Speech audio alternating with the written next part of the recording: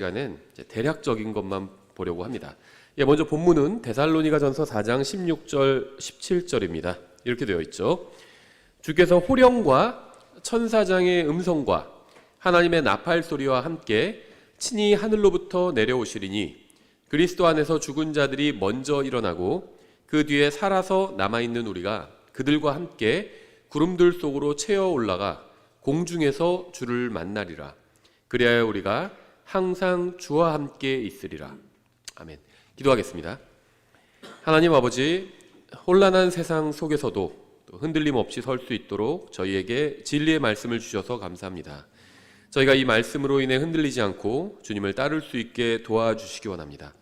예수님의 이름으로 기도드렸습니다. 아멘. 성경은 분명하게 예수님께서 이 세상에 다시 오신다고 말씀하고 있습니다. 주님께서는 분명히 다시 오실 겁니다. 하지만 주님께서 오시기 전에 먼저 일어날 일들이 있습니다. 그러니까 성경에 의하면 앞으로 일어날 중요한 이벤트라고 보통 하는데 사건들이 있습니다. 그래서 오늘은 이제 마지막 때에 일어날 일들에 관해서 살펴보려고 합니다. 성경에 의하면 이 종말과 관련해 가장 먼저 일어날 일은 이제 교회가 들림받아 올라가는 것입니다. 보통 이걸 휴거라고 부르죠. 주님께서 공중으로 오셔서 교회를 먼저 데려가실 겁니다. 그러면 이 세상에는 이제 대환란이 일어나게 됩니다. 대환란의 끝에 주님께서 데려가신 교회와 함께 이 세상으로 다시 오실 것입니다. 주님께서 다시 오시면 자신의 왕국을 세우시고 이제 1000년간 통치하실 것입니다. 그리고 그 1000년이 차면 그 후에 이제 크고 흰 왕좌 앞에서 구원받지 못한 모든 사람들을 심판하실 것입니다. 이 최후의 심판이 끝나고 나면 이제 새 하늘과 새 땅이 열리면서 정말 진정한 의미의 영원이 시작되게 됩니다. 그러니까 휴거가 있고 대환란이 있고 그다음에 재림이 있고 천년왕국이 있고 그다음에 큰인 왕자 심판이 있고 그다음에 이제 영원이 열리게 됩니다. 계시록은 대부분 미래에 일어날 일들에 관해서 증언하고 있습니다. 우리는 개인적으로 또 사회적으로 아니면 국가적으로 또 전 세계적으로 많은 문제를 가지고 있습니다. 문제 없는 사람 없고요. 문제 없는 사회나 문제 없는 국가 없고요. 또 전 세계엔 다 문제가 있습니다. 근데 인간이 아무리 많은 문제를 가지고 있다 하더라도 계시록에 기록된 예언들이 다 성취가 되면 인류가 가진 문제는 다 해결이 됩니다. 계시록의 이 내용이 기록된 그대로 사실이라면 우리 각각의 그리스도인들이 모두 실패하거나 모든 교회가 다 실패한다 하더라도 하나님께서는 자신의 계획대로 예언을 성취하실 것입니다. 그러니까 앞으로 일어날 이러한 일들은 우리가 무엇인가를 잘하거나 못하거나 여기에 달리지 않았다는 겁니다. 감사하게도 이 모든 일들은 다 하나님의 능력에 달려 있다는 겁니다. 계시록의 내용이 문자 그대로 사실이라면 전쟁, 또 기근, 그리고 우리를 실망시키는 어떤 많은 일들, 뭐 정치인들에 관한 일들, 아니면 뭐 뉴스에서 나오는 그런 일들, 이런 일들에도 불구하고 우리에겐 희망이 있다는 겁니다.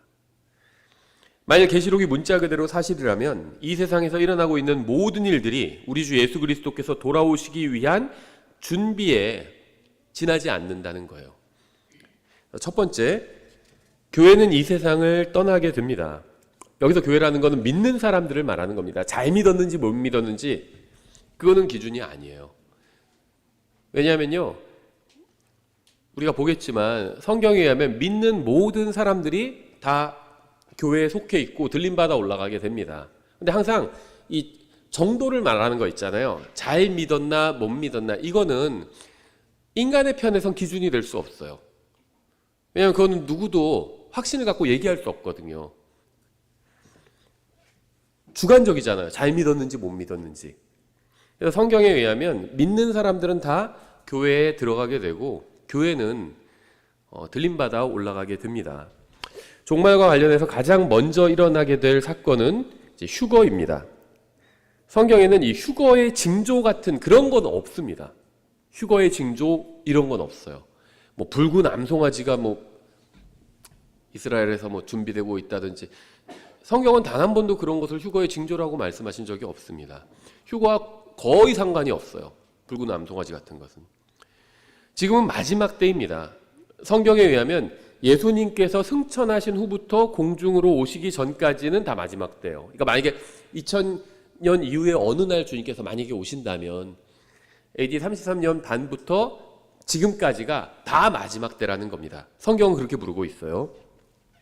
휴거는 언제든지 일어날 수 있습니다. 그 앞에 징조가 없기 때문에 언제든지 일어날 수 있어요. 마치 사람이 언제든지 죽을 수 있는 것과 비슷합니다. 건강하고 병 하나도 없는 사람이라고 해서 삶이 보장된 건 아니잖아요.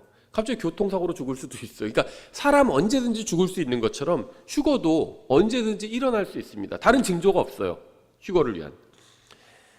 주님께서 공중으로 다시 오실 때가 언제인지는 아무도 모릅니다. 안다고 하는 사람이 있으면 그 사람은 거짓말을 하고 있는 거예요. 왜냐하면 예수님께서 이렇게 말씀하셨잖아요. 그러나 그날과 그 시각은 결코 아무도 알지 못하나니 하늘의 천사들도 알지 못하고 오직 내 아버지께서만 아시느니라. 다른 복음서에선 아들도 모른다고 말씀하셨어요. 이건 무슨 말이냐면 그날이 정해져 있지 않다는 겁니다. 정해져 있지 않은데 그날을 결정하는 권한은 아버지 하나님께서 가지고 계시다는 거예요. 그래서 아들 하나님도 모른다고 그렇게 말씀하시는 겁니다. 예수님께서는 아버지 하나님께서 원하시는 때에 이 세상에 공중으로 다시 오실 것입니다. 그래서 그 날과 그 시각과 때나 시기는 우리가 알 수 없다고 그렇게 말씀하고 있어요. 정확히 말하면 그 날과 그 시각은 결코 아무도 모른다고 예수님께서 말씀하셨고, 그 다음에 때나 시기는 우리가 알 바가 아니라고 사도행전 1장 7절에서 승천하시기 전에 제자들에게 그렇게 말씀하셨습니다. 휴거가 일어나는 때가 바로 교회가 이 세상을 떠나는 때입니다. 휴거가 일어나면 지금까지 예수님을 믿고 죽은 모든 사람들이 먼저 일어나게 됩니다. 데살로니가전서 4장 13절부터 제가 좀 길게 인용해 보겠습니다. 18절까지. 휴거에 관한 가장 정확하고 많은 정보를 제공해 주고 있는 본문이 데살로니가전서 4장과 고린도전서 15장이죠. 데살로니가전서 4장 13절. 그러나 형제들아 잠자든 자들에 관하여 너희가 모르기를 내가 원치 아니하노니, 예수님 믿고 죽은 사람들 말하는 거죠. 이것은 너희가 아무 소망 없는 다른 사람들 같이 슬퍼하지 아니하게 하려 함이라. 예수님께서 죽으셨다가 다시 일어나셨음을 우리가 믿거든 그와 같이 예수님 안에서 잠자는 자들도 하나님께서 그분과 함께 데려오시리라. 우리가 주의 말씀에 의거하여 너희에게 이것을 말하노니 곧 주께서 오실 때까지 살아서 남아있는 우리가 결코 잠자는 자들보다 앞서지 못하리라. 주께서 호령은 부르는 소리입니다. 각자 자기의 이름이 들릴 겁니다. 천둥소리 같은 것이 휴거가 일어날 때 울리게 되는데 믿는 사람들은 각자 자기 이름을 듣게 됩니다. 그게 호령이죠. 부르는 소리예요. 저는 우지마 하는 소리를 듣게 될 거고 여러분 각자 자기의 이름을 듣게 될 겁니다. 천사장의 음성가 뭔진 모르겠어요. 근데 천사장이 뭐라고 하는 것 같아요. 하나님의 나팔 소리와 함께 친히 하늘로부터 내려오시리니 그리스도 안에서 죽은 자들, 믿고 죽은 사람들, 죽은 자들이 먼저 일어나고 그 뒤에 살아서 남아있는 우리가 그들과 함께 구름들 속으로 채어 올라가 공중에서 주를 만나리라. 그러니까 결국 2000년간 믿는 모든 사람들과 지금 믿고 있는 모든 사람들이 다 함께 공중으로 올라가게 되는 겁니다. 근데 우리는 지금 살아있잖아요. 이미 지상 위에 있죠. 죽은 사람들은 땅 밑에 있잖아요. 그래서 그 사람들이 먼저 일어나야 되는 겁니다. 그러면 이제 같이 들림받아 올라가게 되는 겁니다. 그래서 교회 전체가 다 들림받아 올라가게 되는 겁니다. 이건 이사 가는 거예요. 잘 믿은 사람만 가는 것이 아니라 잘 믿었든 못 믿었든 하나님의 가족에 속한 모든 사람들, 하나님의 아들이 된 모든 사람들이 다 함께 올라가는 겁니다. 이사 갈 때 무슨 말 안 듣는 아이라고 해서 놓고 가지 않잖아요. 모르겠어요. 요즘 강아지는 놓고 가는 경우 있다고 하더라고요. 이사 갈 때. 근데 자기 아이는 놓고 가는 경우는 없잖아요. 그렇죠. 예, 잘 믿었는지 못 믿었는지와 관련이 없습니다. 그건 나중에 뒤에 보게 될 그리스도의 심판석과 관련이 있죠. 그것은 휴거되는 것은 모든 사람들이 구원받은 모든 사람이 다 대상이 됩니다. 그래야 우리가 항상 주와 함께 있으리라. 그러므로 이 말씀들로 서로 위로하라. 이렇게 말씀하고 있어요. 이렇게 예수님 안에서 죽은 사람들이 먼저 일어나고 살아있는 그리스도인들도 들림받아 올라가서 영원히 죽음을 맛보지 않게 됩니다. 신앙생활을 잘한 사람이건 못한 사람이건 구분 없이 구원받은 모든 사람이 들림받아 올라가게 됩니다. 모두 들림받아서 순식간에 변화받게 됩니다. 고린도전서 15장 51절에 나와 있죠. 이 내용이. 보라 내가 너희에게 한 신비를 보이노니 우리가 다 잠자지 아니하고 마지막 나팔 소리가 날 때 눈 깜짝할 사이에 순식간에 다 변화되리라. 아까 데살로니가전서 4장 문맥과 일치하죠. 나팔 소리가 나매 죽은 자들이 썩지 아니할 것으로 일으켜지며, 이건 이제 이미 예수님 믿고 이미 죽은 사람들 말하는 거죠. 우리가 변화되리니 이는 이 썩을 것, 아직 썩진 않았지만 썩을 것이죠. 우리 몸이 썩지 아니함, 이 썩을 것이 반드시 썩지 아니함을 입고, 이 죽을 것이 아직 죽진 않았지만 죽을 것이죠. 저의 몸은 이 죽을 것이 반드시 죽지 아니함을 입을 것이기 때문이라. 그리하여 이 썩을 것이 썩지 아니함을 입고 이 죽을 것이 죽지 아니함을 입을 때에는 사망이 승리 가운데서 삼켜졌도다 하고 기록된 말씀이 성취되리라. 모든 문제를 다 삼켜버리는 겁니다. 휴거가. 우리의 가장 큰 문제가 뭐죠? 뭐 여러 가지가 있죠. 재정적인 문제도 있고요. 또 건강상의 문제도 있죠. 뭐 대부분 이 두 문제로 다 귀결이 되죠. 뭐 취직 문제나 뭐 이런 것도 다 결국은 재정적인 문제에 들어가게 되잖아요. 그리고 그게 아니면 이제 건강상의 문제인데요. 휴거될 때 이 모든 문제를 다 삼켜버리는 겁니다. 들림받아 올라가는 이 이벤트가 그리스도인들의 모든 문제를 다 삼켜버리게 됩니다. 그렇죠?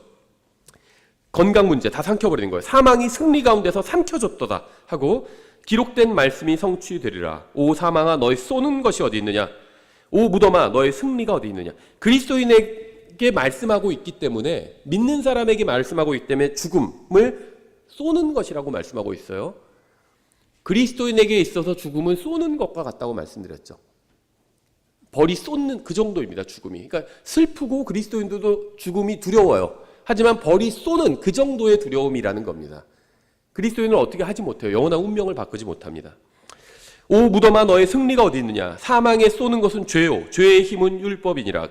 그러나 우리 주 예수 그리스도를 통해 우리에게 승리를 주시는 하나님께 감사를 드리노라. 그러므로 내 사랑하는 형제들아 너희는 굳게 서서 흔들리지 말고, 이 세상에서 일어나는 일들, 우리가 보는 것들, 듣는 것들, 이런 것들로 인해서 흔들리지 말라는 겁니다. 항상 주의 일을 넘치게 하라. 저는 이게 지금 우리에게 주시는 말씀이라고 생각합니다. 우리가 먹고 살기 위해서 해야 될 일도 해야 되겠죠. 근데 이 세상에서 무슨 일이 일어날 때 흔들리지 말고 뭘 해야 되냐? 주님의 일을 해야 됩니다. 지금이 우리가 더 깨어서 주님의 일을 할 때입니다. 너희 수고가 주 안에서 헛되지 않은 줄 너희가 아느니라. 성경에는 휴거 때 일어날 사건들이 묘사되어 있지만 휴거라는 말은 나오지 않죠. 휴거라는 단어의 뜻은 변화를 받으면서 위로 올라가는 겁니다. 성경적 정의는. 휴거는 잠시 후에 일어날 일이지만 우리가 그것이 일어날 정확한 날짜는 알 수 없어요. 그러나 휴거가 일어나면 그리스도의 몸인 거듭난 사람들은 눈 깜짝하는 순간에 그리스도의 몸과 같이 변화돼요. 왜냐하면 이미 구원받은 사람들은 영적으로는 그리스도의 몸 안에 들어갔잖아요. 이제 육체적으로도 그리스도의 몸과 같은 몸으로 우리의 몸이 변화되어서 하나님께서 계신 셋째 하늘로 올라가게 됩니다. 휴거는 순식간에 이루어집니다. 고린도전서 15장 51절이죠. 보라 내가 너희에게 한 가지 신비를 알리노니 우리가 다 잠자지 아니하고 마지막 나팔 소리가 날 때 눈 깜짝할 사이에 순식간에 다 변화되리라. 휴거가 일어날 때 우리는 우리의 이 제한적인 몸은 영원한 몸으로 변화됩니다. 빌립보서 3장 21절이죠. 그분께서는 모든 것을 자기에게 복종시킬 때 사용하시는 능력을 발휘하사 우리의 천한 몸을 변화시켜 자신의 영광스러운 몸과 같게 만드시리라. 휴거 때 우리의 몸이 영광스러운 몸으로 변화되면 우리가 하나님의 아들이라는 사실이 이제 가시적으로 드러나게 될 겁니다. 요한일서 3장 2절이죠. 사랑하는 자들아 이제 우리는 하나님의 아들들이니라. 우리가 앞으로 어떻게 될지는 아직 나타나지 아니하였으나 그분께서 나타나시면 우리가 그분과 같게 될 줄 아노니 이는 우리가 그분께서 계신 그대로 볼 것이기 때문이라. 얘기해서 휴거는 언제 일어날지 아무도 알 수 없습니다. 지금 일어날 수도 있어요. 아무 휴거를 위한 어떤 징조 같은 것은 없습니다. 지금도 주님께서 언제든 공중으로 오실 수 있어요. 그러면 이 휴거는 순식간에 일어나게 되고 우리의 이 육체가 주님의 영광스러운 육체 같은 그런 몸으로 변화받게 됩니다. 그럼 휴거돼서 올라가면 이제 일어나는 이벤트는 그리스도의 심판석이 됩니다. 대환란이 시작되기 전에 교회는 하늘로 들림받아 올라가게 되고요. 교회는 정혼한 신부이기 때문에 하늘에 올라가서 어린 양의 혼인식에 참석하게 됩니다. 그러니까 교회가 이 예수 그리스도의 신부가 된 것은 신앙생활 열심히 잘해서가 아니라 예수님을 믿었기 때문에 그렇게 된 거죠. 고린도서 11장 2절 내가 하나님께 속한 질투로 너희에 대해 질투하노니 이는 내가 너희를 순결한 한 처녀로 그리스도께 드리기 위해 너희를 한 남편과 정혼시켰기 때문이라. 지금 우리는 집단적으로 예수님과 정혼한 사이입니다. 다만 어린 양의 혼인식에 참석하기 전에 정결케 되어야 하기 때문에 그리스도의 심판석에 먼저 참여하게 되는 겁니다. 그리스도의 심판석에서 주님께서는 우리가 구원받은 후에 우리 몸으로 행한 일에 대해서 상급을 주실 겁니다. 고린도서 5장 9절 10절인데요. 그러므로 우리는 함께 있든지 떨어져 있든지 그분께서 받아주시는 자가 되려고 수고하노니 우리가 행한 것들을 받아주신다는 겁니다. 이는 우리가 반드시 다 그리스도의 심판석 앞에 나타날 것이기 때문이라. 문맥은 구원이 아니에요. 상급입니다. 문맥은. 이로써 각 사람이 좋은 것이든 나쁜 것이든 자기가 행한 것에 따라 자기 몸 안에서 이루어진 것들을 받으리라. 이렇게 말씀하고 있죠. 그리스도인들이 한 일들은 큰 불을 통해서 드러나게 될 것입니다. 하나님의 영광을 위해서 한 일과 그리스도의 몸의 유익을 위해서 한 일은 모두 불을 통과해도 남게 될 것입니다. 하지만 자기 자신의 유익을 위해서 한 일들과 헛된 일들은 모두 불에 타버리고 상급을 받지 못할 것입니다. 그러니까 주님을 위해서 한 일은 남을 것이고요. 자기 자신, 세상을 위해서 한 일은 불에 타서 없어질 겁니다.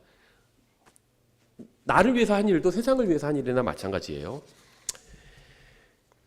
고린도전서 3장 9절에 있죠. 우리는 하나님과 함께 일하는 일꾼이요 너희는 하나님의 농사요 하나님의 건물이니라. 하나님의 일이 뭔지 잘 보세요. 하나님과 함께 일할 수 있어야 그게 하나님의 일이에요. 내게 주어진 하나님의 은혜에 따라 내가 지혜로운 주 건축자로서 기초를 놓았고 다른 사람이 그 위에 세우되 저마다 어떻게 그 위에 세울지 주의할지니라. 그러니까 자기가 일하는 것을 주의해서 하라는 겁니다. 그냥 아무거나 하지 말고 무슨 세상 뉴스 듣고 뉴스에서 하라는 대로 하지 말고 하나님의 말씀을 읽고 말씀대로 해야 됩니다.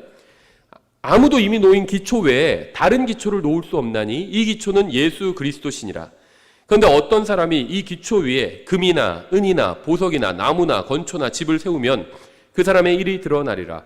그날이 그것을 밝히 드러내리니 그리스도의 심판석이 열리는 날이죠. 이는 그것이 불에 의해 드러나며 그 불이 각 사람의 일이 어떤 종류인지 그것을 시험할 것이기 때문이라. 어떤 사람이 그 기초 위에 세운 일이 남아있으면 그는 보상을 받을 것이요 어떤 사람의 일이 불타면 그는 보상의 손실을 당하리라. 그러나 그 자신은 구원을 받되 불에 의해 받는 것 같이 받으리라. 이때 우리가 행한 모든 일들이 다 드러나게 될 것입니다. 우리가 행한 일들 중 상급을 받지 못한 모든 의로운 일들과 의로운 일을 해서 다 상급을 받는 건 아닙니다. 상급을 받지 못할 의로운 일들도 있어요. 또 처벌을 받지 않은 모든 악한 행위들, 모든 일들, 모든 것들이 다 드러나게 될 겁니다. 디모데전서 5장 24절 어떤 사람들의 죄들은 미리 드러나 먼저 심판으로 가고 어떤 사람들의 경우는 죄들이 그 뒤를 따르나니 죄들이 뒤를 따라온대요. 그렇죠? 이와 같이 어떤 사람들의 선한 행위들도 먼저 밝히 드러나며 그렇지 아니한 것들도 숨겨줄 수 없느니라. 그리스도의 심판석에서 이제 모든 게 다 드러나게 된다는 겁니다. 그러므로 우리는 살아가는 동안 우리 자신을 살펴보고 판단해야 합니다. 무엇으로? 하나님의 말씀으로. 내가 지금 제대로 하고 있나? 하나님께서 기뻐하시는 일을 하고 있나? 내가 그냥 세상에 휩쓸려 가고 있는 것은 아닌가? 이걸 하나님의 말씀으로 점검해 봐야 한다는 겁니다. 로마서 14장 10절 그런데 내가 어찌하여 내 형제를 판단하냐. 다른 사람 판단할 거 없다는 겁니다. 어찌하여 내 형제를 무시하느냐. 우리가 다 그리스도의 심판석 앞에 서리라. 기록된 바 내가 살아있음을 두고 맹세하노니 모든 무릎이 내게 굴복하겠고 모든 혀가 하나님께 자백하리라 주가 말하노라 하였느니라. 그런즉 이처럼 우리 각 사람이 자기에 관하여 자신에 관하여 하나님께 회개 보고를 하리라. 그리스도의 심판석에서는 다른 사람 얘기 나오지도 않아요. 근데 그때 그 목사는 아니면 우리 교회 목사 아니면 어떤 집사 어떤 형제는 이런 얘기 나오지 않습니다. 하나님 앞에서 내 얘기만 해야 하는 겁니다. 내가 행한 것, 내가 주님을 위해서 무엇을 희생했는지, 주님께서 나에게 주신 것을 가지고 내가 그걸 가지고 어떻게 주님을 섬겼는지 내 얘기만 하게 되는 겁니다. 내 얘기. 그런즉 이처럼 우리 각 사람이 자신에 관하여 하나님께 회개의 보고를 하리라. 그러므로 우리가 더 이상 서로를 판단하지 말고 도리어 이것 즉 아무도 자기 형제의 길에 걸림돌이나 넘어질 기회를 두지 않을 것을 판단할지니라. 다른 형제는 판단하지 말라는 겁니다. 근데 내가 지금 하는 것과 이런 것이 혹시 다른 형제에게 걸림돌이 되진 않을까? 이런 거는 판단해야 된다는 겁니다. 그리스도인은 모든 것을 판단합니다. 하지만 다른 형제는 판단하지 않아요. 왜냐하면 그 형제를 판단하실 분은 하나님이시기 때문에. 그리스도인이 판단하는 사람은 한 사람밖에 없어요. 자기 자신. 자기 자신은 판단해도 됩니다. 근데 다른 사람은, 다른 형제는 판단하지 않아요. 하지만 모든 것은 판단합니다.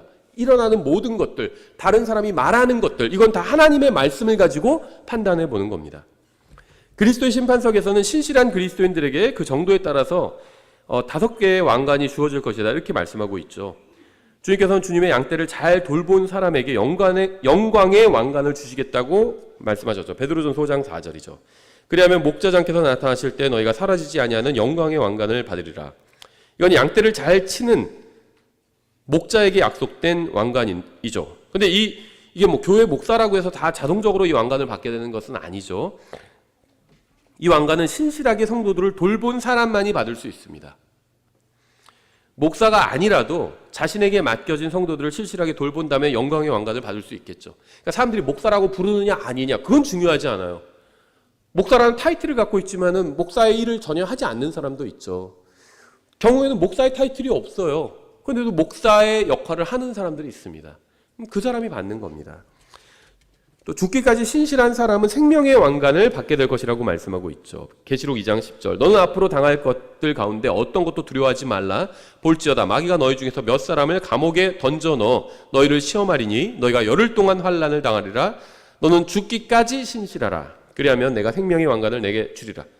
어떤 사람들은 이걸 순교자의 왕관이라고 부르기도 하는데요. 그래서 순교자가 이 왕관을 받게 될 것이다, 이렇게 얘기하는 사람도 있는데 꼭 그런 건 아닌 것 같아요. 왜냐하면 야고보서 1장 12절을 이렇게 말씀하고 있죠. 시험을 견디는 자는 복이 있나니 이는 그가 단련을 받은 뒤에 주께서 자신을 사랑하는 자들에게 약속하신 생명의 왕관을 받을 것임이라고 말씀하고 있습니다. 그래서 죽기까지 신실하다면, 또 시험을 잘 견뎌낸다면 생명의 왕관을 받을 수 있을 겁니다.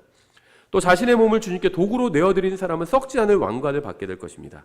고린도전서 9장 25절에 있죠. 이기려고 애쓰는 자마다 모든 일에 절제하나니 이는 그들은 썩을 왕관을 얻고자 하되 우리는 썩지 아니할 왕관을 얻고자 하느니라. 그러므로 내가 이와 같이 달리되 목표가 없는 것 같이 하지 아니하고, 우리의 목표가 뭔지 생각해야 된다는 겁니다.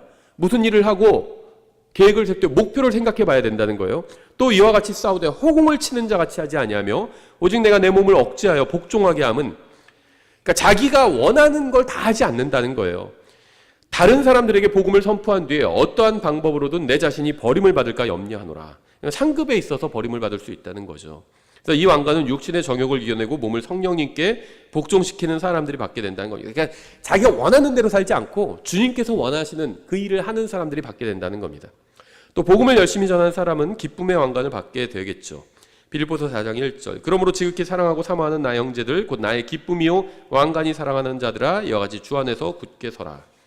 데살로니가전서 2장 19절. 우리의 소망이나 기쁨이나 환희의 왕관이 무엇이냐? 우리 주 예수 그리스도께서 오실 때 그분 앞에 있을 너희가 아니냐. 이것은 죄인을 예수님께로 인도한 사람들이 받게 될 것입니다. 또 주님을 신실하게 기다린 사람은 의의 왕관을 받게 된다고 말씀하고 있죠. 디모데후서 4장 8절. 이후로는 나를 위하여 의의 왕관이 예비되어 있나니 주 곧 의로우신 심판자께서 그날에 그것을 내게 주실 것이요 내게만 아니라 그분의 나타나심을 사랑하는 모든 자들에게도 주시리라. 그래서 의의 왕관은 예수님의 재림을 기다리는 사람들에게 주어질 것입니다. 근데 이렇게 얘기하면 예수님의 재림 뭐 기다리지 않는 사람도 있나? 그리스도인 중에? 이렇게 생각할 수 있겠죠. 이 세상 뭐 살기도 어렵고 그냥 시험도 잘 안 되고 사업도 잘 안 되고 그냥 주님이나 오셨으면 좋겠다. 이런 생각을 하는 건 주님의 재림을 기다리는 것이 아닙니다. 그럼 무엇이 주님의 재림을 기다리는 것이냐면요. 예를 들면 이런 거예요. 제가 어렸을 때도 그랬는데요. 저희는 4남매였거든요. 그러니까 부모님이 어디 가실 때 이제 그 미션을 주고 가십니다. 그래서 저녁에 들어오시는데 올 때까지 집 청소 잘 해놔라. 이렇게 주로 그런 미션을 주고 가십니다. 그러면은 부모님이 말씀하신 대로 청소를 다 하고 있어야 돼요. 그게 부모님을 제대로 기다리는 겁니다. 그렇죠? 근데 기다리지 않으면 어떻게 되죠? 시킨 일을 하지 않는 거예요. 하나도 청소도 하지 않고 그건 제대로 기다린 것이 아니죠. 마찬가지입니다. 주님을 제대로 기다리는 사람은 항상 모든 계획에 주님의 재림이 있어요. 그럼 계획이 달라지겠죠. 자기가 할 일을 하면서 기다리게 된다는 겁니다. 그게 주님의 재림을 기다리는 겁니다. 아무것도 안 하면서 그냥 이 세상에서 실컷 즐기고 살면서 하다가 뭐가 안 되니까 그냥 주님이나 좀 빨리 오셨으면 좋겠다. 뭐가 잘 될 때는 조금 늦게 오셨으면 좋겠다 이러다가 뭐가 안 되면은 빨리 그냥 주님이나 오셨으면 좋겠다. 그건 기다리는 게 아닙니다. 계획 속에 주님의 재림이 있어야 돼요. 주님께서 나에게 명령하신 것이 무엇인지 체크를 해봐야 됩니다. 그리고 그것을 다 준비해야 합니다. 그렇죠. 대통령이나 무슨 아니면 회사 기업의 총수가 무슨 해외에 갔다가 언제 돌아온다고 약속되어 있으면 그냥 아무것도 안 하고 기다리는 게 아니잖아요. 내가 할 일을 다 하면서 기다려야 됩니다. 그래야지 대통령이 다시 순방을 마치고 오시거나 아니면 기업의 총수가 오면 보고를 해야 되잖아요. 그럼 그걸 다 하고 있어야 되는 거죠. 그게 제대로 기다리는 겁니다. 아무것도 하지 않고 손 놓고 있는 것, 그건 기다리는 게 아니에요. 그건 아무것도 하지 않은 거지. 기다리는 것도 일이에요. 이외에 다른 보상들도 있어요. 근데 이외의 것들은 모두 보상이라고만 언급하고 있습니다. 예를 들면 마태복음 5장 12절 이는 하늘에서 너희 보상이 크기 때문이라. 또 마가복음 9장 41절 그가 자기 보상을 잃지 아니하리라. 고린도전서 9장 18절 그런즉 나의 보상이 무엇이냐. 또 고린도서 2장 18절 아무도 꾸며낸 겸손과 천사 숭배로 너희를 속여 보상을 빼앗지 못하게 하라. 보상이 분명히 있습니다. 또 요한 2서 8절 너희 자신을 살필지니 이로써 우리가 이룬 것들을 우리가 잃지 아니하고 충분한 보상을 받게 되리라고 말씀하고 있습니다. 하나님께서 우리에게 주신 재능과 성령께서 또 우리에게 주신 은사를 우리가 어떻게 사용하느냐에 따라서 주님께서 이 땅 위에 세우실 천년왕국에서 주님과 함께 통치할 권세를 부여받게 될 것입니다. 누가복음 19장 17절에 있죠. 잘하였도다 착한 종아 내가 매우 작은 일에 신실하였으니 10도시를 다스릴 권세를 차지하라. 이렇게 말씀하셨잖아요. 그래서 이 보상은 천년왕국에서의 통치와 관련이 있는 것으로 보입니다. 계시록 2장과 3장에 나오는 교회들은 전 교회사에 걸쳐 다 적용할 수 있는 말씀이죠. 계시록 2장에는 통치에 대한 약속이 있어요. 계시록 2장 26절 이기고 나의 행위들을 끝까지 지키는 자에게는 내가 민족들을 다스릴 권능을 주리니 그가 철장으로 그들을 다스릴 것이요 토기장에 그릇같이 부서 산산조각 내리라. 이것은 곧 내가 내 아버지께로부터 받은 것과 같으리라. 예수님과 함께 통치하게 된다는 겁니다. 근데 성경에서는요 구원받은 사람들을 왕이라고 부르고 있어요. 왕. 계시록 1장 5절이죠. 또 신실한 증인이시오 죽은 자들 중에서 처음 나신 분이시며 땅의 왕들의 통치자이신 예수 그리스도로부터 은혜와 평강이 너에게 있을지어다. 우리를 사랑하사 자신의 피로 우리의 죄들에서 우리를 씻으시고. 근데 땅의 왕들의 통치자라고 예수님을 말하고 있는데요. 여기서 말하는 땅의 왕들은 누굴까요? 이 땅의 왕들은 다음 절에서 누구인지 나와 있습니다. 1장 6절 하나님 곧 자신의 아버지를 위하여 우리를 왕과 제사장으로 삼으신 그분께 영광과 통치가 영원 무궁토록 있기를 원하노라. 아멘. 왕은 그리스도인들을 의미합니다. 계시록 1장 5절과 6절에서 왕들은 현재 시대의 왕들이 아니에요. 찰스 왕이나 그런 게 아닙니다. 지금 이 시대의 왕들은 그리스도께 속한 것이 아니라 사탄에 속해 있어요. 지금 이 세상의 왕국들은. 환란 시대의 왕들도 마찬가지죠. 그러니까 그리스도인들은 왕과 제사장입니다. 그리스도인들은 천년왕국에서 예수 그리스도 아래서 도시들과 민족들을 통치하게 될 겁니다. 근데 그 통치하는 정도가 다 다르겠죠. 우리가 주님을 위하여 신실하게 살지 않는다면 주님께서 다시 오실 때 우리는 우리의 보상을 잃어버릴 수 있습니다. 구원은 잃어버리지 않지만 보상은 잃어버릴 수 있어요. 요한이서 8절 너희 자신을 살필지니 이로써 우리가 이룬 것들을 우리가 잃지 아니하고 충분한 보상을 받게 되리라. 저희도 아이들과 어디 갈 때 말 잘 들으면 아빠 용돈 조금 더 줄게 이런 보상을 약속하는 겁니다. 그렇죠? 말 안 들으면 네가 말 안 들었기 때문에 아빠 이번 주에 용돈 주기로 한 건 주지 않을 거야. 이렇게 할 수 있는 거죠. 보상을 주지 않는 겁니다. 말 안 듣었다고 해서 넌 이제부터 내 딸이 아니야. 이렇게 집에서 쫓아내지는 않죠. 관계는 사라지지 않아요. 그렇죠?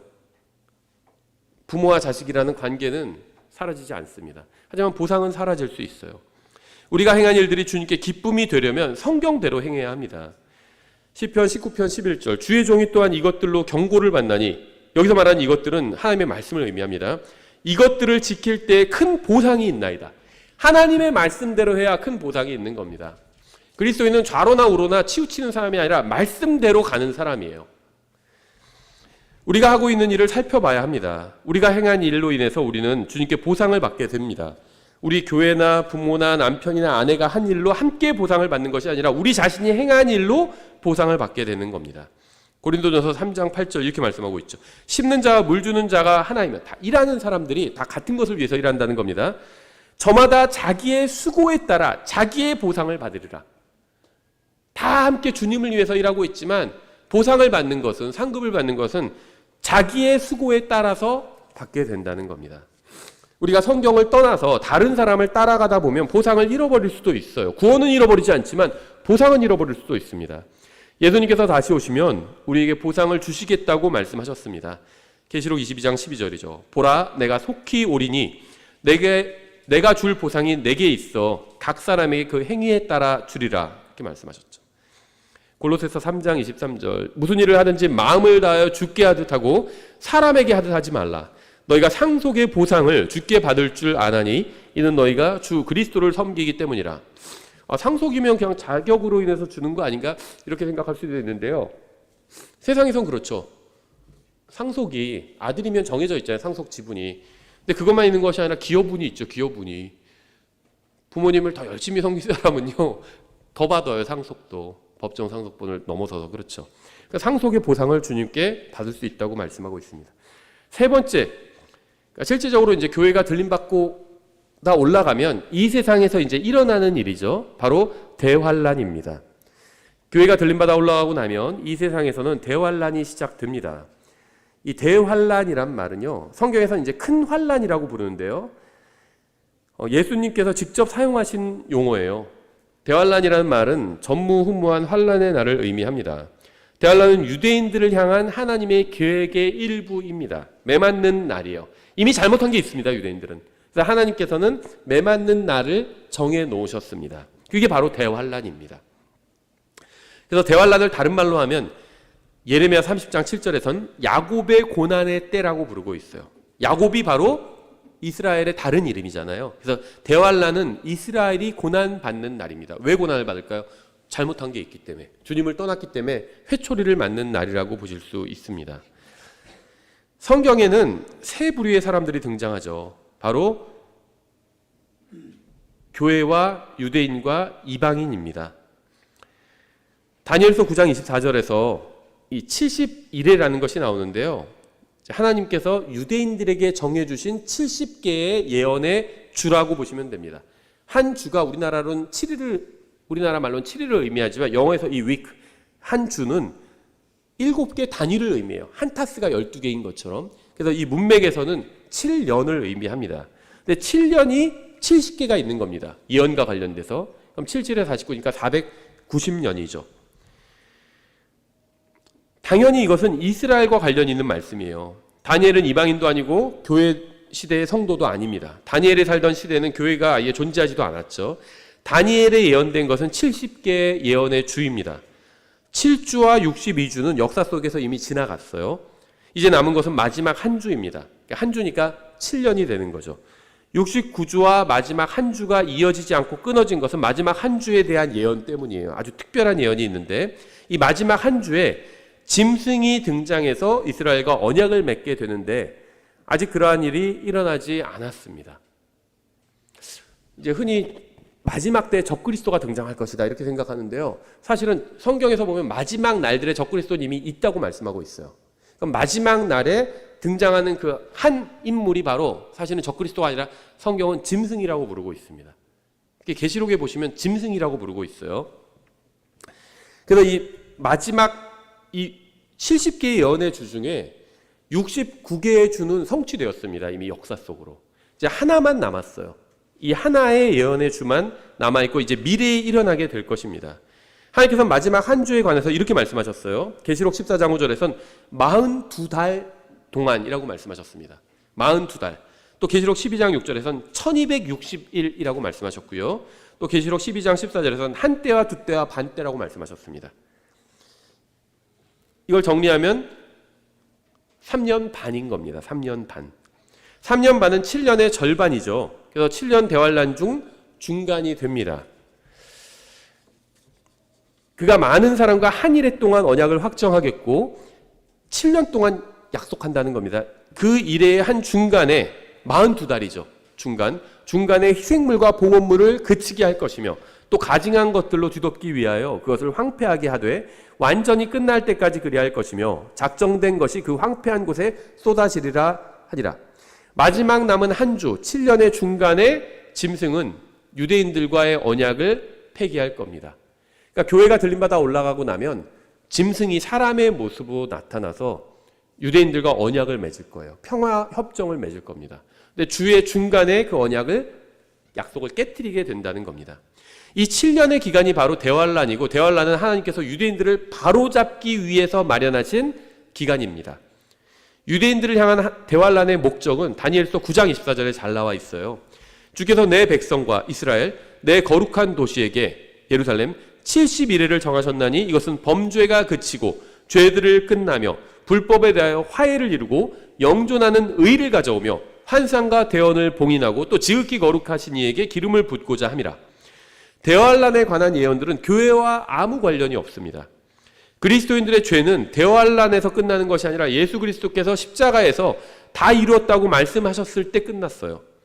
믿는 자들의 죄는 예수 그리스도께서 십자가에서 담당하셨습니다. 예수 그리스도를 믿고 구원받아 거듭난 사람들은 모두 하나님과 온전히 다 화해를 이루었습니다. 또한 그리스도인들은 중생의 순간에 영원한 의를 소유하게 되었어요. 그러니까 대환란에 관한 말씀 다니엘서 9장 24절에서 죄, 그 다음에는 화해, 영원한 의 이런 말들이 나오는데 그리스도인은 이것을 다 이루었다는 겁니다. 영원한 의를 이미 소유했어요. 하나님과 화해를 이뤘습니다. 우리의 죄는 갈보리 십자가에서 다 처리되었습니다. 그리고 우리가 믿는 순간 그것이 우리에게 적용이 되었죠.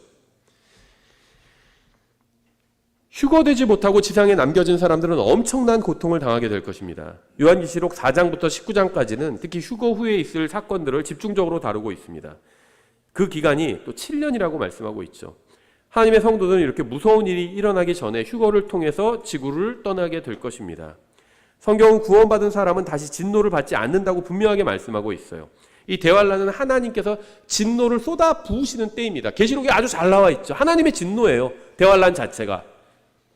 그런데 데살로니가전서 5장 9절에서 이렇게 말씀하고 있어요. 하나님께서 우리를 믿는 사람들 교회죠. 우리를 진노에 이르도록 정하지 아니하시고 대환란에 들어가도록 정하지 않으셨다는 겁니다. 교회는 우리 주 예수 그리스도에 의해 구원을 얻도록 정하셨느니라. 또 로마서 5장 9절 그러면 이제 우리가 그분의 피로 의롭다고 인정받았으므로 더욱더 그분을 통해 진노로부터 구원을 받으리니. 아직 대환란이 일어나지 않았죠. 우리는 대환란으로부터 구원받을 겁니다. 왜냐하면 그분의 피로 인해서 의롭다고 인정받았기 때문이에요. 의 문제, 죄, 의, 화해 이 세 가지 문제 때문에 하나님께서 유대인들에게 이 대환란을 당하게 하시는 거죠. 근데 우리는 이게 해결됐어요. 예수님의 피로 인해서 의롭다고 인정받았습니다. 그래서 대환란에 들어가지 않는 겁니다. 교회 시대의 성도들은 죄로부터 구원받아 영원한 생명을 얻게 됩니다. 환란 성도들은 죽음으로부터 구원받아 천년왕국에 들어가게 됩니다. 교회가 이미 휴거된 대환란 때에도 하나님께서는 이스라엘을 다시 다루실 겁니다. 대환란 때에는 과거의 이스라엘 민족의 이집트를 탈출하면서 그랬던 것처럼 고난을 받게 될 것입니다. 대환란 때에는 끝까지 견뎌야 육체가 구원받을 수 있습니다. 문맥을 보면 여기서 말하는 구원은 육체적인 죽음으로부터의 구원이라는 사실을 알 수 있어요. 마태복음 24장 문맥을 보면 교회 시대의 구원은 죄로부터 구원을 받아 하늘나라에서 영원한 생명을 얻는 것입니다. 이것은 전적으로 은혜로 주어지는 겁니다. 어떠한 행위가 없어도 돼요. 환란 때의 구원은 죽음으로부터 구원받아 천년왕국에 들어가는 것을 의미합니다. 그래서 이건 계명들을 지키는 것과 관련이 있어요. 네 번째, 예수 그리스도의 이제 지상 재림. 성경은 예수님의 재림에 관해서 분명하게 말씀하고 있죠. 요한계시록 19장 11절 또 내가 하늘이 열린 것을 보았는데 보라 흰 말이라 그 위에 타신 분은 신실하신 분 참되신 분이라 불렸으며 그분은 의로 심판하시고 전쟁을 하시느니라. 그분의 눈은 불꽃 같았고 그분의 머리 위에는 많은 왕관이 있었으며 또 그분께 기록된 한 이름이 있었으나 그분밖에는 아무도 그것을 알지 못하더라. 또 그분께서 피에 담근 옷을 입으셨는데 그분의 이름은 하나님의 말씀이라 하느니라. 하늘에 있는 군대들이 희고 깨끗한 고운 아마포 옷을 입은 채 흰말들을 타고 그분을 따르더라. 그분의 입에서 예리한 검이 나오므로 그분께서 그 검으로 민족들을 치시고 친히 쇠막대기로 그들을 다스리시며 또 친히 전능자 하나님의 맹렬한 진노의 포도즙들을 밟으시리라. 그분께서는 자신의 옷과 넓적다리에 왕들의 왕 주들의 주라고 기록된 한 이름을 가지고 계시느니라. 예수님께서 재림하시기 바로 직전에 기적을 행하는 영들이 왕들을 속여 아마겟돈으로 군대를 모으게 될 것입니다. 아마겟돈은 이 무기또 골짜기라는 뜻인데요. 동방의 세 왕은 자신들의 군대를 이끌고 마른 유프라테스 강을 건너게 될 것입니다. 그들은 예루살렘으로 향할 것이고요. 이 무기또 골짜기에서 멈출 겁니다. 여기서 두 큰 군대가 모이게 될 겁니다. 이들은 다윗의 도시의 문 앞에서 전쟁을 치를 겁니다. 예루살렘 코앞까지 올 겁니다. 이들 중에 한 무리는 동방 왕을 나타냅니다. 그리고 다른 무리는 북쪽의 군대입니다. 제가 그냥 성경에 나오는 용어 그대로 사용한 겁니다. 성경에는요, 러시아, 독일, 중국, 일본 이런 거 나오지 않아요. 미국 이런 거 나오지 않습니다. 그러니까 예언을 공부한다고 하면서 미국이 어떻고 러시아가 어떻고 독일이 어떻고 중국이 어떻고 이런 얘기하는 사람들은 성경에도 없는 이야기를 하는 겁니다. 성경에 나오지 않는 것을 억지로 예언에 끼워 맞추는 것은 어리석은 짓입니다. 이전의 주석가들은 북쪽의 군대를 소련이라고 해석했어요. 그런데 지금 소련 존재하지 않습니다. 지금의 국제 정세와 성경의 예언을 억지로 끼워 맞출 필요가 전혀 없습니다. 성경의 예언은 때가 되면 그대로 성취될 겁니다. 성경은 아마겟돈에 모이는 이 국가들과 군대들의 정체를 밝히고 있지 않습니다. 밝힌 적이 없어요. 열왕이 어린 양을 대적하러 모여들 것입니다. 예수 그리스도께서 재림하실 때 이 열 왕은 예루살렘의 반을 차지하고 있을 겁니다. 그러나 주님께서 그들을 모아서 맹렬한 불로 삼켜버리실 겁니다. 재림은 주님께서 이 땅 위에 자신의 왕국을 세우기 위해서 돌아오시는 겁니다. 이것은 예수 그리스도께서 이 땅 위에 돌아오신다는 것이기 때문에 휴거와는 차이가 있어요. 휴거 때 예수님은 공중에만 나타나셔서 구원받은 모든 사람들을 데려가십니다.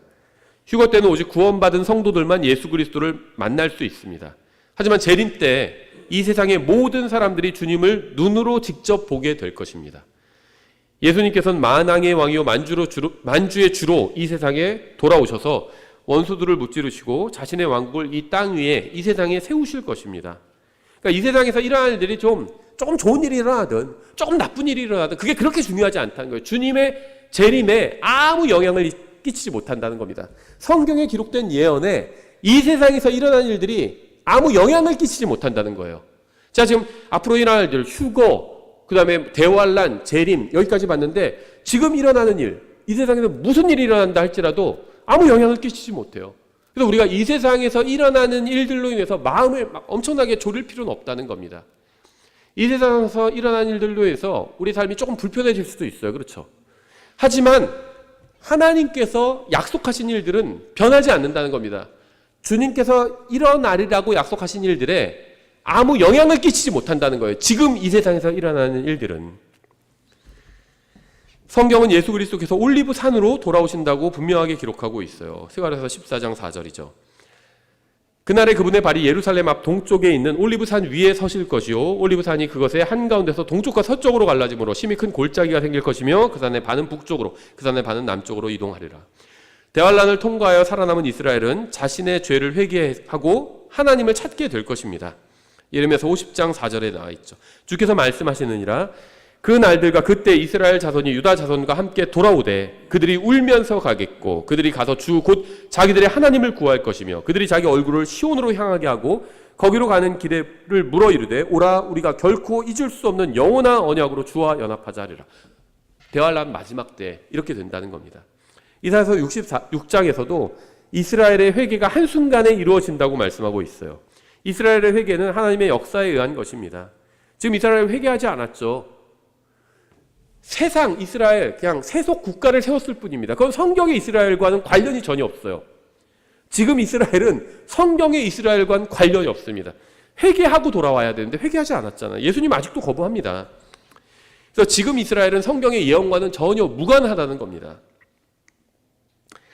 로마서 11장 26절 그리하여 모든 이스라엘이 구원을 받으리니 이것은 기록된 바 시온에서 구원자가 나오사 야곱에게서 경건치 아니한 것을 돌이키시리니 이는 내가 그들의 죄를 제거할 때 대환란 때 그들을 향한 내 언약이 이것이기 때문이라 함과 같으니라. 하나님께서는 자신의 진노와 혹독한 환란을 이스라엘에게 허락하신 이유가 있어요. 이렇게 다니엘의 70주가 지나면 이스라엘은 온전히 주님께 돌아와서 평안하게 가나안 땅에서 영원히 거하게 될 것입니다. 다섯 번째, 주님께서 재림하셔서 세우시고 통치하실 왕국이 바로 천년 왕국입니다. 아담은 과거에 이 세상에 대한 통치권을 받았었죠. 창세기 1장 28절에서 하나님께서 이 세상을 통치하라고 권한을 주셨습니다. 그러나 아담은 동산에서 이 지배권을 사탄에게 빼앗기고 말죠. 그래서 사탄인 마귀는 이 세상의 신이 됩니다. 지금 현재 이 세상의 신은 마귀예요. 이 세상의 신인 사탄은 자신이 원하는 자에게 왕국을 줄 수 있는 권한을 가지고 있습니다. 그래서 우리가 대통령이나 왕들이나 역사 공부를 해보면 아주 형편없는 사람들이 막 대통령이 되기도 하고 왕이 되기도 하고 그러잖아요. 사탄이 권한을 준 거예요. 그런 자들에게. 성경에도 나오죠. 느부갓네살, 파라오, 사탄이 준 거죠. 근데 어떤 사람들 이상한 얘기 하더라고요. 사탄이 그런 자들에게 왕국을 줬고 결국 그거는 하나님께서 다 허락하신 거니까 그건 맞죠. 그러니까 우리가 인정해야 된다. 거기까지도 맞아요. 그러니까 지지해야 된다. 이런 얘기도 해요. 하나님께서 지금 이 세상의 권력자들은 다 하나님께로부터 권력을 받은 거죠. 하나님께서 사탄에게 허락해 주셨고 사탄이 또 권력을 나눠줬잖아요. 그럼 결국 하나님께서 허락하신 거예요. 그렇죠? 욥기에서 욥을 괴롭힌 것은 사탄이었지만 하나님께서 욥에게 허락해 주셨잖아요. 그렇죠? 그러면은 하나님께서 권력자를 허락해 주셨기 때문에 그 권력자가 권력을 갖고 있는 기간 중에는 그 권력자에게 순종해야 되죠. 이게 맞아요. 그렇죠? 근데 그렇다고 해서 그 권력자를 찬양할 필요는 없어요. 파라오의 권한을 인정하지만 느부갓네살을 통치 아래라면 느부갓네살의 권력을 인정하지만 느부갓네살을 찬양할 필요는 없습니다. 북한이나 중국 같은 공산국가에서도 하나님께서 그 권력자들에게 허락해 주셨어요. 그럼 그건 인정할 수 있어요. 그렇죠? 하지만 그 독재자를 찬양할 필요는 없어요. 이건 완전히 다른 일입니다.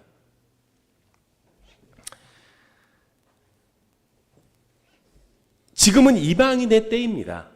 예수님께서 재림하시면 이 이방인의 때가 끝나게 됩니다.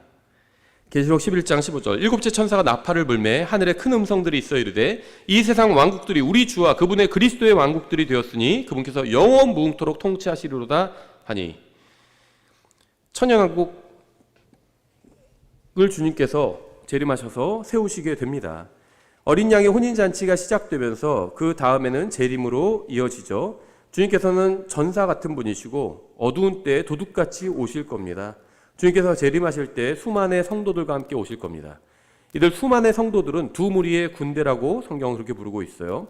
한 무리는 천사들의 무리고 다른 한 무리는 구원받은 모든 성도들입니다. 이들은 강한 군대라 불리고요. 말과 구원의 병거를 탄 수를 셀 수 없는 큰 무리입니다. 제가 방금 한 말은 다 성경에 있는 용어 그대로 사용해서 한 말이에요. 예수님께서 재림하시면 이 땅 위에서 전 우주의 통치자로서 천년간 다스리실 겁니다. 마태복음에서는 천년왕국을 하늘의 왕국이라고 불러요. 12사도는 만왕의 왕이신 분과 함께 자신들의 왕자에 앉아서 다스릴 겁니다. 구원받은 우리도 주님과 함께 다스리게 될 것입니다. 이때가 바로 이사야서 11장에서 이스라엘이 국가로서 자신의 땅에 완전히 회복되는 시기입니다. 천년왕국 때에는 자연도 회복되는 시기가 되고요. 늑대와 어린 양이 함께 거하고 어린이들이 독사들과 장난칠 수 있는 때입니다. 계시록 20장 6절 첫째 부활에 참여하는 자들은 복이 있고 거룩하도다. 둘째 사망이 그들을 다스릴 권능을 가지 못하고 도리어 그들이 하나님과 그리스도의 제사장이 되어 천년 동안 그분과 함께 통치하리로다. 구원받은 사람들에 대한 말씀이죠. 이사야서 11장 6절 이리도 어린 양과 함께 거하며 표범이 염소 새끼와 함께 누우며 송아지와 젊은 사자가 와 살찐 짐승이 함께 있어 어린아이가 그것들을 인도하며 9절 그것들이 내 거룩한 산 모든 곳에서 상하게 하거나 멸하지 아니하리니 이는 물들이 바다를 덮는 것 같이 주를 아는 지식이 땅에 충만할 것이기 때문이라. 언제? 천년왕국이 되면. 근데 천년왕국은 어떻게 하면 될 수 있죠? 주님께서 재림하시면 되는 거죠. 우리가 만드는 게 아닙니다. 복음 열심히 전하고 막 기독교 국가를 만들어서 천년왕국을 만드는 게 아니에요. 그건 불가능합니다. 이 세상은 더 악해질 거예요. 주님께서 재림하실 때는 노아의 때와 같습니다. 노아의 때 막 사람들이 다 함께 돌아오지 않았죠. 극도로 사악했습니다. 그때 주님께서 땅을 물로 심판하셨죠. 천년왕국도 마찬가지예요. 이 세상은 극도로 악해질 겁니다. 그때 주님께서 재림하셔서 이 세상을 심판하실 겁니다. 그리스도인이 열심히 복음을 전하는 것은 우리 사회, 우리 국가를 기독교 국가로 만들기 위해서가 아니에요. 그건 불가능합니다. 우리가 열심히 복음을 전하는 이유는 사람들을 이 세상으로부터, 멸망하는 이 세상으로부터 구원하기 위함인 것입니다. 여덟 번째, 이제 최후의 심판인 큰인왕자 심판이 남아있죠. 천년왕국 후에 하나님께서는 구원받지 않은 모든 사람을 심판하실 겁니다. 그리스도인들은 이 큰인왕자 심판을 받지 않고 휴거받은 후에 그리스도의 심판석에서 심판을 받게 됩니다. 한 번 죽는 것은 사람들에게 정해진 것이고 그 뒤에는 심판이 있죠. 구원받은 사람들은 그리스도의 심판석에서 심판받게 될 것입니다. 그 구원받지 못한 모든 사람들은 지금까지 아담 이후로 지금까지 예수님께서 재림하실 때까지 살았던 모든 사람들, 천년왕국 때 살았던 모든 사람들도 다 이제 큰인왕자 심판석에서 심판을 받게 됩니다. 계시록 20장 11절부터 15절은 큰인왕자 심판이 어떤 것인지를 아주 잘 보여주고 있습니다. 예수님을 거부하고 죽은 사람들은 이때 심판을 받게 되는데 그들은 큰인왕자 심판에서 하늘에 갈 것인지 지옥에 갈 것인지를 심판받는 것이 아니라 각각 자신의 죄에 합당한 정죄를 받게 됩니다. 큰인왕자 심판에서는 모든 사람이 자신의 죄에 따라서 정죄를 받게 될 것입니다. 그러니까 그리스도의 심판석은 상급의 심판석이에요. 거기는 정죄가 없습니다. 주님을 얼마나 섬겼는지 보고 섬긴 게 없으면 그냥 상급도 없어요. 하지만 정죄도 없습니다. 섬긴 게 있는 사람은 거기에 맞게 더 넘치게 보상을 해주시죠. 근데 큰인왕자 심판석은 구원이 없어요. 여기는 다 정죄만 받게 되는 겁니다. 큰 죄를 지은 사람은 큰 정죄를 받는 것이고요. 작은 정죄를 지은 사람은 작은 정죄를 받게 되는 겁니다. 정죄의 자리예요. 계시록 20장에 잘 나와 있죠. 11절. 내가 크고 흰 왕자와 그 위에 앉으신 분을 보니 땅과 하늘이 그분의 얼굴을 피하여 물러가고 그것들의 자리가 보이지 아니하더라. 또 내가 보며 죽은 자들이 작은 자나 큰 자나 할 거 없이 하나님 앞에 서 있는데 책들이 펴져 있고 또 다른 책이 펴져 있으니 곧 생명책이라. 죽은 자들이 자기 행위들에 따라 책들에 기록된 것들에 근거하여 심판을 받으니. 신약교회 시대의 그리스도인들은 그리스도의 심판석에서 심판을 받습니다. 그리스도의 심판석에서 심판을 받은 그리스도인들을 제외한 모든 창조물이 큰인왕자 심판석에서 심판을 받게 될 것입니다. 모든 시대에 걸쳐 구원받지 않고 죽은 모든 사람들이 심판받을 것이고요. 사탄을 따랐던 하나님의 아들들, 영적인 존재들도 심판받게 될 것이고요. 대환란 때는 살아남아 있지만 천년왕국 중에 죽은 사람들도 심판받게 될 것이고요. 또 천년왕국 때 태어난 자들도 모두 다 이 큰인왕자 심판석에서 심판받게 될 것입니다. 큰인왕자 심판 후에는 불호수로 다 던져지게 됩니다.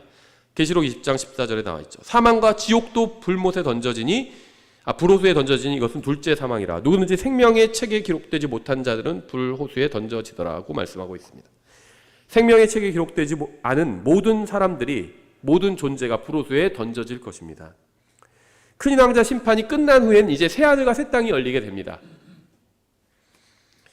계시록 21장 1절이죠. 내가 새하늘과 새 땅을 보았으니 이는 처음 하늘과 처음 땅이 사라졌고 바다도 다시는 있지 아니하였기 때문이더라. 3절 내가 들으니 하늘에서 큰 음성이 나서 이르되 보라 하나님의 성막이 사람들과 함께 있고 그분께서 그들과 함께 거하시리라. 그들은 그분의 백성이 되고 하나님께서는 친히 그들과 함께 계셔서 그들의 하나님이 되시리라. 하나님께서 그들의 눈에서 모든 눈물을 닦아주실 것이며 다시는 사망이 없고 슬픔도 울부짖음도 없으며 아픔도 다시는 없으리니 이는 이전 것들이 지나갔기 때문이라 하더라.